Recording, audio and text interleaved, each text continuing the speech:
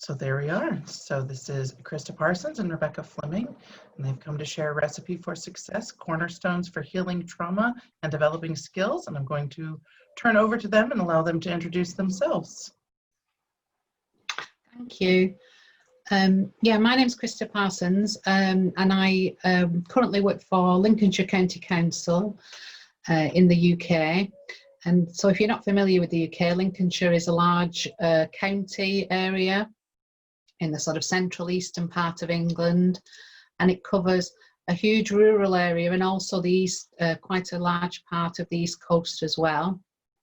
And it has its own special sort of characteristics really, as it's got a couple of large urban areas such as Lincoln and Boston, which do have large areas of social deprivation, but then it's got very particular kinds of difficulties with rural communities which are very small and spread out, and also coastal communities which also have their own difficulties with all kinds of social deprivation and really that have rundown areas, I suppose, of the country in socio-economic terms as well. My colleagues here, Rebecca Fleming, and we are part of a very, very small team called Caring to Learn as part of the Lincolnshire Children's Services. And we came together in 2018 as part to start a research project which was originally funded by the Department for Education as an innovation and research exploration, I suppose, of how to improve outcomes, a wide range of outcomes, in the first instance specifically looking at the needs of looked after children. And it was designed that we would be working with schools and all partners really who are involved in how to improve outcomes for looked after children. That was 2 years ago. We've had 2 years of Department of Government funding to do that, so we have been in a very advantageous and lucky position, but everything we've developed over the last 2 years we're very proud of and has had some success and has had impact on outcomes. So our local authorities continued the funding for that so we can continue the work onwards and building into business as usual. So that's what we'd like to tell you a little bit about today. And now I have a presentation which I'm going to try and share. There we are. Got it. Sorry about that. Right. We started, if I go back to the beginning briefly to talk about what this project is all about really, and I was very interested when I was thinking about what I was going to talk about today, that one of the very first things we did was, as part of thinking about what the vision and values of this project would be, was in conjunction with some children from a local school, we created the logo, Caring to Learn. And at that point, I didn't know anything about social pedagogy, and I was very interested when I came back and really looked at it. I thought, oh, look, in our logo, we've got head, heart, and hands, and as the kind of, you know, the thought bubble, which is supposed to be about learning, they'd focus on education, but you know, with that says the head part. The heart obviously speaks for itself, and the kind of hands, that how the team around the child, the adults, and everyone who works together to improve outcomes for looked after children, the kind of the hands part. So I was quite pleased that actually by rather fortuitously we from the beginning we had encompassed that principle really, which as we developed social pedagogy further, you know, sort of we really understood a bit better. So the project itself is based on a number of principles. Right, sorry, bear with me 1 second, otherwise I'm just going to talk. Oh, here we go. Slowly but surely, here we are. Yes, so our vision and values, sorry for this project. Now, our local authority has a strapline of putting children first, and so that was where we came from really with that. But what we were focusing on were the needs of vulnerable children, looked after children previously looked after, those open to child protection, that wide-ranging group really. But as a project, it was very much about aspiration and achievement, because And the main focus was how to improve educational outcomes for looked after children and vulnerable children across the county, really. And as we know, nationally, the gap between the progress and attainment of vulnerable groups is very wide. And that was one of the key focuses, how we could improve educational attainment. So it was really, obviously, we put that idea of, you know, what caring for our children, what corporate parenting actually is. We also put that quite central to what we were trying to do, to understand that if we could care for our children better, could we then achieve improved outcomes for them in their life as well as their education.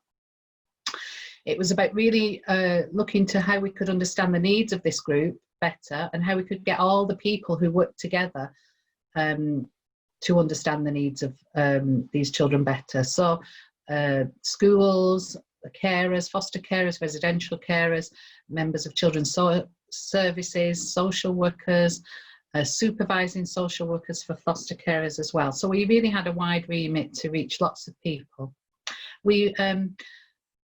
The local authority had already put a focus on relationships and relational practice and had invested quite heavily in developing restorative practice and relational based practice within children's services. So, and of course, we recognise that is really important as a basis for this project as well. And one of the key performance indicators was really whether we could have an impact on inclusion for these children, inclusion in schools, reducing exclusion, and also placement stability, inclusion in really belonging and safety in the place that they live. And the key factor for that was how we'd work together to do that. So a lot of our work as a basis when we began developing this was based on two amazing books that we worked closely with, and those of you who know social pedagogy well will know the work, Claire Cameron's work at UCL very well. So a lot of the basis we took also from the work of UCL with the PALAC programme, Promoting Achievement of Looked After Children, which the local authority had been involved in for a couple of years previous to this project as well. So these two books, Taking Action for Looked After Children in School by Catherine Carroll and Claire Cameron, and Educating Children and Young People in Care, were two of the basis for the development of this project. And so we came up with this idea of the triad of success, which I thought was very snappily titled, but had some funny comments come back to me about all kinds of things. But anyway, what we wanted to do is basically look how school, home and services, and that really talks about a wide range of agencies, services, teams, professionals, that really wide team around the child. So that could be from anywhere, not just from the local authority. How they can work together really effectively to improve outcomes for children. And very often, you know, what we discovered in the early days is even in an effective local authority like Lincolnshire, which have been judged good and outstanding for, you know, quite a while, we saw we could still see silo working. We could still see a lot of people working very hard and very diligently in their area, but whether they were working together effectively enough, that was something we wanted to address really. Because it was no doubt where we saw really great examples of school, home and services working very closely together. That's where we saw the best outcomes for our young people.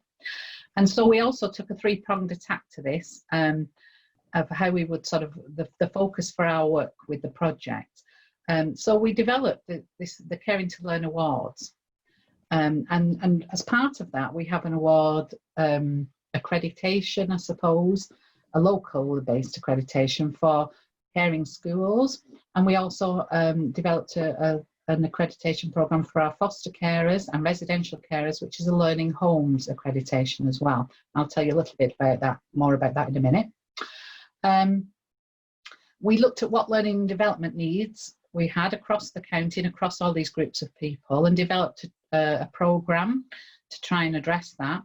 And we also looked to develop a really strong support network, which brought all these people together really, and help put people in touch with each other, but also help people understand how they could, you know, find the information they needed, how they could make connections with people, and how they could get the support they needed when they needed it.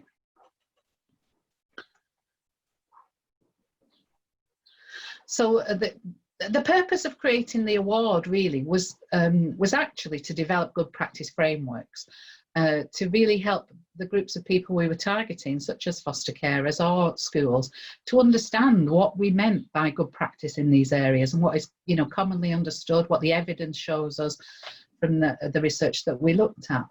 And so what we did was develop this as a good practice framework, and we have two which have undergone quite a few of drafting and redrafting, but we have, and I'm waving a little booklet about this, it's probably very hard for you to see, a learning homes toolkit and a caring schools toolkit, and we focused those, and they've also been adapted in many ways. Now we've got an early years focused toolkit for early years settings. We've also got learning homes toolkits that focus on respite carers, and we've got one that's developed purely for residential children's homes as well. And for the schools, we decided to go for a three-tiered approach, a bronze, silver, gold approach, because we didn't want to exclude any schools. And actually what we thought was all schools really need to be knowledgeable and be prepared to work with looked after and vulnerable children really. So whatever stage they were at, whatever experience they'd had at that, they could come and sort of self-evaluate their practice and look to develop it and be celebrated for it as well. So we do have a three-tiered bronze, silver, gold standard accreditation that goes with that.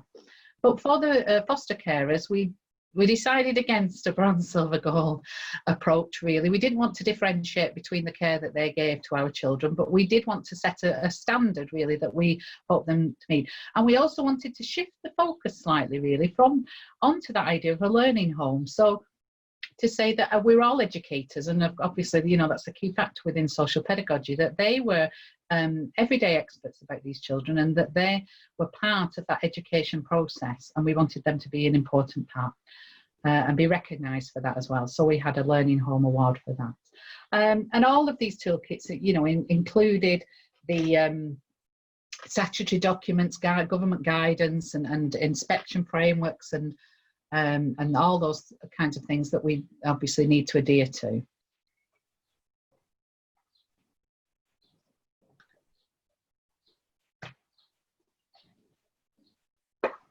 On to sleep again. Hope it goes at some point.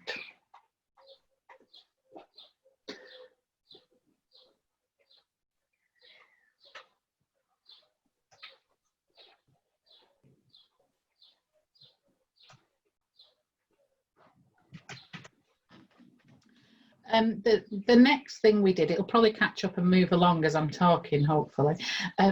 We also looked at our support network and how we could put those teams in contact with each other, or how we could build opportunities to support and bring together networks of people. So we did that. And again, interestingly, within the local authority, we had a lot of those kinds of hub areas of support. So we had designated teachers for looked after children. They had a network of meetings where they met together. Our foster carers had support groups and things like that, but actually they excluded each other. So we looked for a way to bring those people together. And actually one of the things that we did as part of our training program was we really made sure that when we offered training to people and to groups, and when we offered networking opportunities, they weren't exclusive to one group of people. We had carers, foster carers involved in those, school staff at all different levels, children's service staff at all different levels and from many different teams.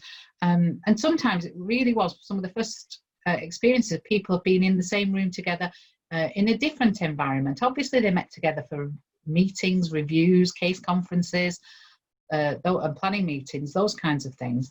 But they didn't very, very often, if at all, meet for training purposes or for supporting each other, or for learning together, or for passing on good practice, those kinds of things. So we really made sure that was part of our network as well. So we looked at all the different groups of people and people across our local authority that worked for these children, and then we tried to put them into contact with each other, and again created these opportunities. And so really what we came up with within our local authority, we work and our children's services, we work under the framework of signs of safety, which is really a safeguarding and social work approach. And within that, though, what we found was the education and achievement and outcomes of young people were all focused on safeguarding, on safety, and we wanted to shift, obviously not shift that focus away from safety, because safety and safeguarding is king, really, but we did want to move the lens wider, I suppose, to say, look, what we want to go is from surviving to thriving, really. So to, once safety is achieved, how can we then put the focus onto achievement, progress, aspiration and attainment in a wide range of areas. As I said, the local authority had already put quite a big resource into developing restorative practice, and also over a number of years Lincolnshire had been focused on social pedagogy as a training and as a approach as well, but it was very much focused on our residential children's homes. So children's home staff had been very well trained, a number of our social workers had been very well trained in social pedagogy for a number of years, but it was quite localised within that area and those teams within the local authority. Of course, and over the last couple of years, the understanding of trauma awareness and trauma-informed practice has really grown, and we wanted to include that because obviously that is a key area of understanding that our people working with looked after children and previously looked after, and children in child protection, really do need to know. So how to marry all these particular approaches together, particularly when certain teams had been trained in certain things and other people had access to learning in other ways. How did we bring them all together? And it was quite tricky, actually, because some people would say, oh, well, we do social pedagogy here, or we do restorative practice in this team, or, oh, is this different than the approach or the training that they'd had? Is this something new? Are we stopping doing that now? Are we doing this now? And so really to understand where the links and the overlaps were, but how we could bring these different approaches together into really what is a cohesive understanding of the principles of working with our vulnerable children and families. So we did that by sort of coining the cornerstones of good practice, really, that we were promoting within this.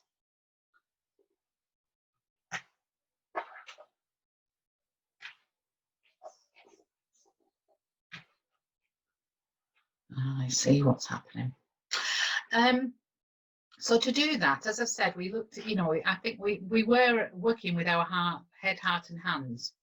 And that thread of relationships is key, going through all of the different models that we were working with within the local authority.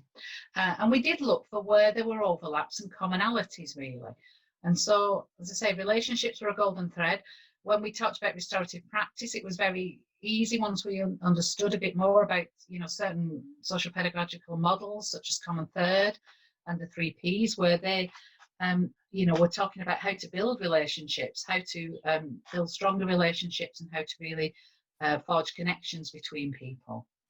Very interestingly, under trauma-informed practice, we looked at work of Dr. Bruce Perry, and he talks about a web of therapeutic dosing. So rather than focusing on referral, crisis referral to outside agencies, what could people do on a daily, minute by minute basis to help work with and improve the lives of our young people?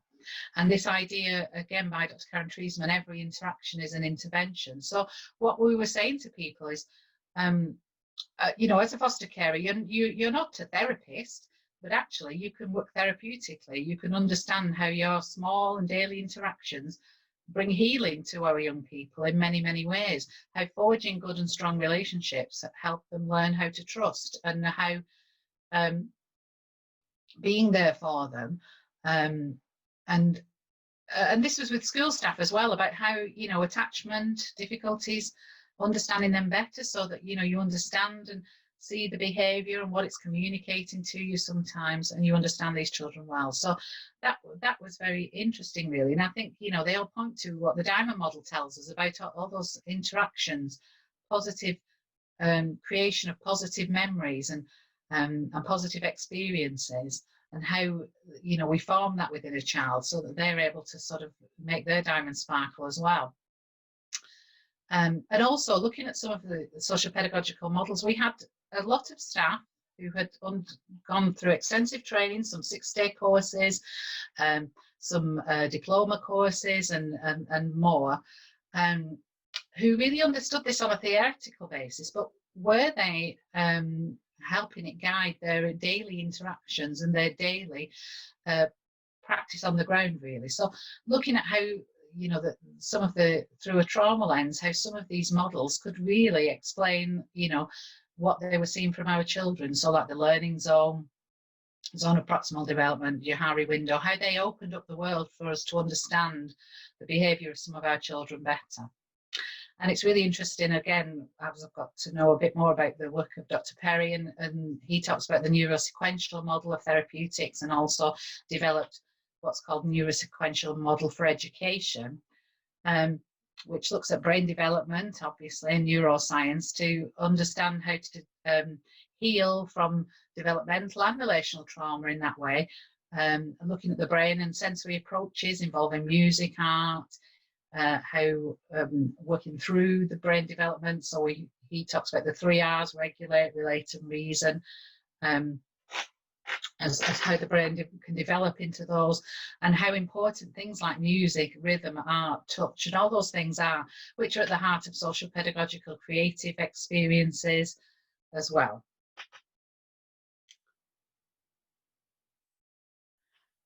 One of the things we did want to do was to ensure that there was impact from what we were doing. So really about putting the theory into practice, and how could we make sure that a lot of people who were quite well trained and in many ways knowledgeable and could talk about what we were discussing, how we made sure that that impacted on those young people on a daily basis, on an hourly basis, on a minute by minute basis, whether they were in the home or in the school, or whether they were in meetings with social care staff or professionals, wider professionals, and those kinds of things. So this is another phrase, I suppose, coined through, you hear it quite a lot, but we had to model the model. So how we worked, how we set up our training sessions, our support sessions, we had to model the model. We had to, you know, walk the walk ourselves, really, and put in place all those relationship building activities, pay attention to that, make sure that that in our interactions, in the language we were using, we were modeling the model we were trying to promote. We also looked at, you know, we were a very small team. There's myself and Rebecca who work full time on this project for a very large in distance local authority, and quite, you know, a large number of, at points we've had up to 700 looked after children. We've got over 360 schools, and more when we bring in other alternative provision and education settings across the county. So we needed to develop really a team, a coaching and mentoring team that could support us in this work. And we looked at that, we looked to build that from our everyday experts. So we now have a team of 24 education champions who are all experienced foster carers who are passionate about education, and are also passionate and have got a really good track record in, you know, turning their young people's lives around. And they are part of our Education Champions team now, so they work across the county, offering one-to-one support, linking with schools, linking with education. We have a team of 10 Education Champions who are school-based, so they've come from schools, and they're anything from head teachers, designated safeguarding leads, designated teachers who looked after children, pastoral leads as well, and they form a joint team who kind of support this work across the county. And one of the things that lockdown has brought us really is the opportunity to do direct work with children's homes. And I'm going to have a rest for a second and give Rebecca a chance to just explain this, because at the start of lockdown, like in many local authorities, a lot of staff had to self-isolate, had to shield, or sadly became ill. And we had to make sure we had enough provision, and we were asked to allow staff to be redeployed really, and it was requested, because Rebecca's got excellent skills and experience, that she was redeployed to work in one of our children's homes for part of her time. And at first we thought, oh gosh, this is going to take away from what we're doing in our project, but we quickly discovered the opposite. So I'll stop talking now and let Rebecca tell you about that just for a minute or so.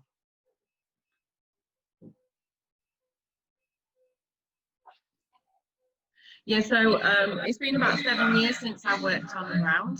Okay, at the end of March, I was redeployed to one of our children's homes, caring for children aged 12 to 16. And what this really gave the opportunity is that the residential home had some very strong connections with social pedagogy, and they practiced that during planned interventions. But what they did see is they saw restorative practice as being something different, or they saw trauma awareness or trauma-informed practice also being something different.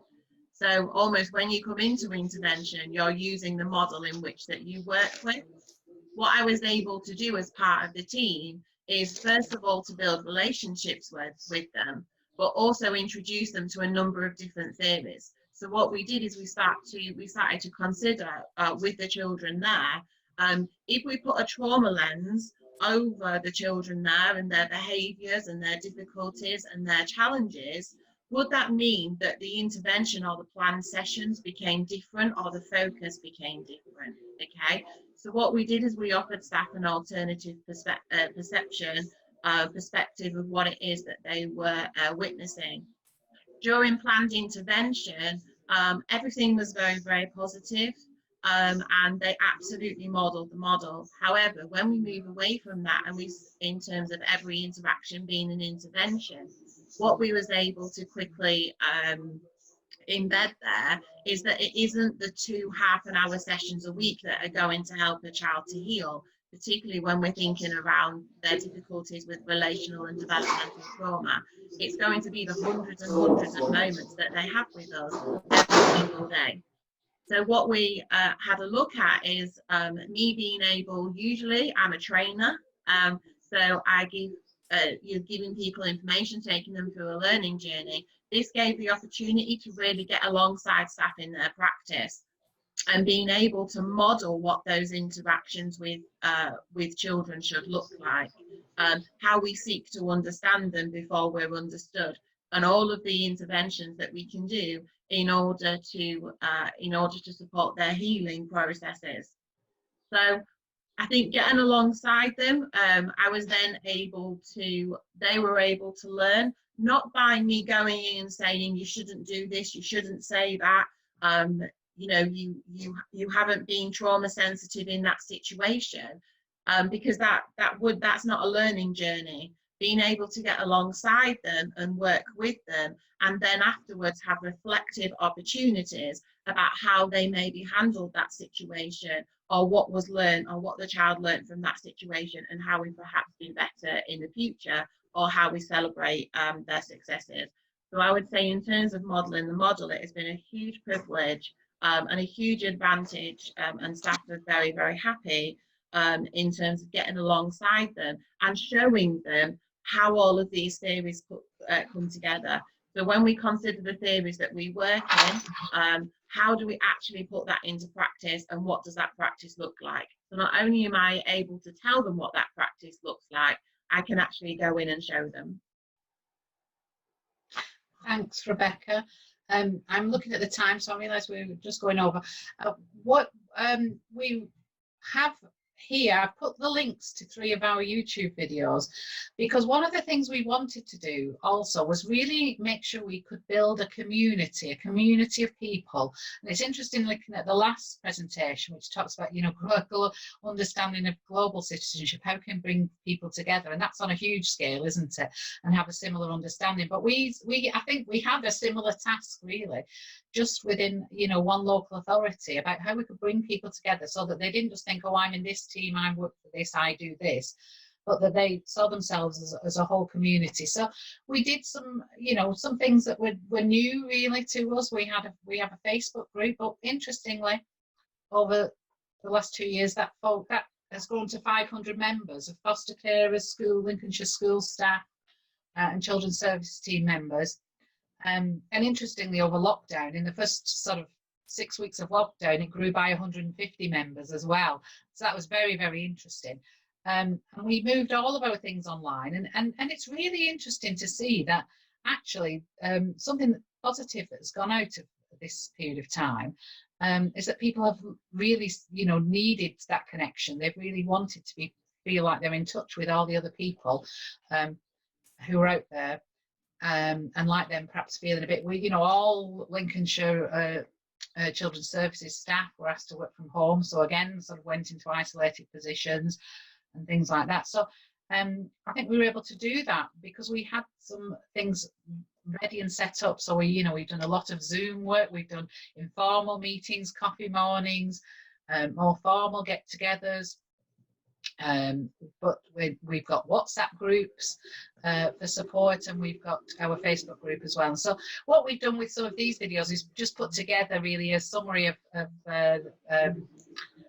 what people have done, and they're really uplifting. We share them regularly with people because it makes them feel, you know, it's been like the feedback we've had about them is it makes them see, you know, how they are part of this wider team and how their work is celebrated alongside others.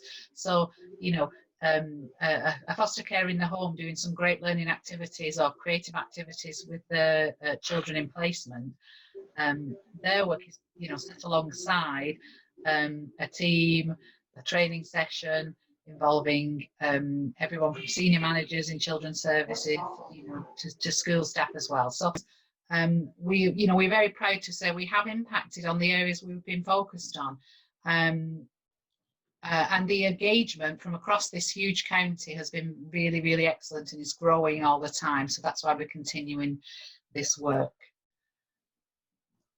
We are on Twitter, but if you want to email to get in touch about anything that I've talked about today or find out a bit more, we've got our